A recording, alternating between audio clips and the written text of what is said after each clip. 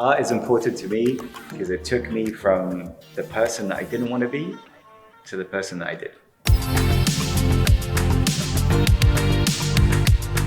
My name is Marwan Shakarchi. My artist name is Myne and Yours.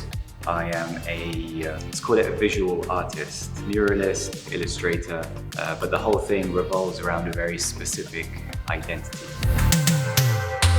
All of the graphics associated with album artwork and tour posters and the graphics on the back of skateboards was probably my first kind of introduction into that world.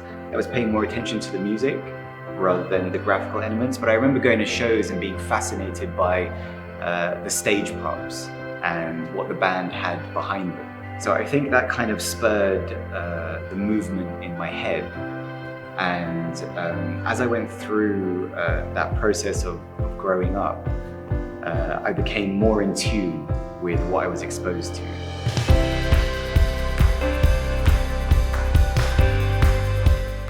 So during university, I was in a band. I think it was really during that period that I started to understand how artwork represents music. I didn't do any of the artwork for the band. Looking back on it, it's quite funny. We always had other artists come in and do that. I was concentrating on making the music.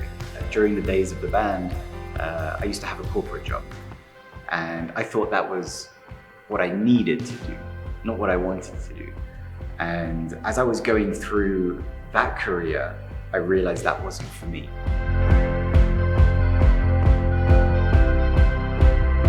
When I first started doing this, I would tag the name Myne, M-Y-N-E, and I put the Y in there because it was very personal to me. So I used to term it as selfish art. Once I started to put it in the public domain and people started to interact with it, I realized I was imposing a sense of responsibility. And the reason that I added yours into it is because it was no longer mine. It was very much everyone's.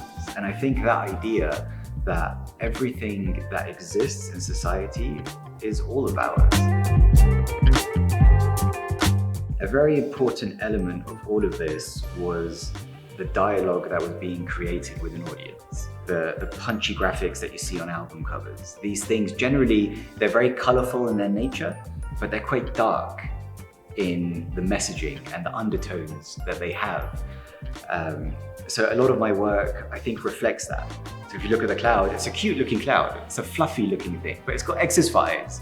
Why does it have X's for eyes? There's a dark undertone there, but at the same time, it's still speaking a language that can be absorbed across a wide range of audiences. The cloud, which has become the icon of Myne and Yours and this project, was born in the most organic of ways. It was born without any intention whatsoever. And that's really important because sometimes we go into things with an idea that we have to have a final destination.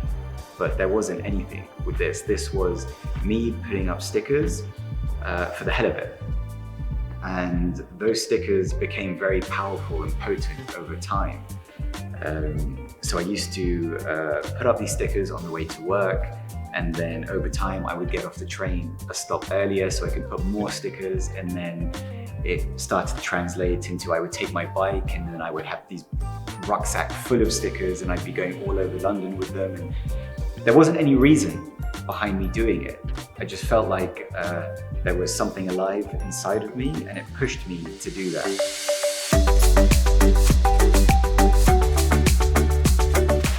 There needs to be an element of synergy between Myne and Yours and the client I'm working with. This isn't necessarily designed for hire. A client will approach me if they believe in the project and believe in the values of it. And it's important that those values align. The studio, this is the sanctuary, the home away from home. A studio is a great thing to have for any artist. It gives them the space to create. So what we're surrounded by here is everything that Myne and Yours encompasses. So you've got all the canvas work, and there's so much space here that allows me to really explore building large canvases. And it gives me a place to review everything that I've done in the past 15 years, because everything is in one space. So if I need to go back and look at what was happening 10 years ago, it's all here. If I need to look to the future, then this is the place where I create that future. rarely sketch on paper. I sketch directly onto the computer. And it's always been like that. I've been very fascinated with the digital aspect of the work since I was younger. So it all starts there, and that's where I build the ideas. And once I do that, as we've talked about, everything is quite refined. So I refine everything there, and then what happens with it next depends on what it is. And a lot of my work is design that's created for a purpose. So whether it's for the music industry, or it's a screen print edition, or it's for a client, it may just stay digitally forever. That's the purpose of it. So the more I did this, the more ambitious it became. And the stickers turned into posters, and the posters turned into massive sheets that I would have to tile together. And then I started to look at our environment in a very different way. It's a constant revolving journey of ideas that I have that I like to fulfill.